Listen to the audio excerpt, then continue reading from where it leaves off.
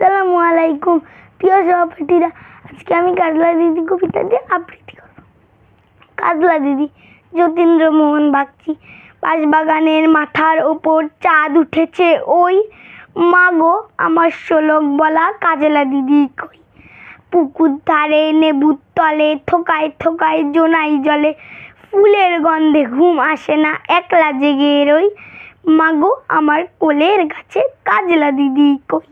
সেদিন হতে দিদিকে আর কেনই বা না ডাকো, দিদির কথায় আঁচল দিয়ে মুখটি কেন ঢাকো।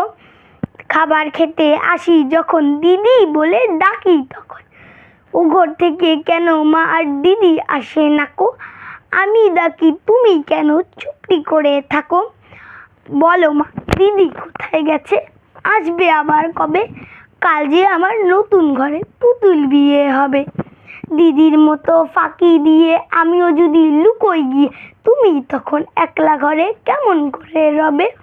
আমিও নাই দিদিও নাই, কেমন মজা হবে। ধন্যবাদ।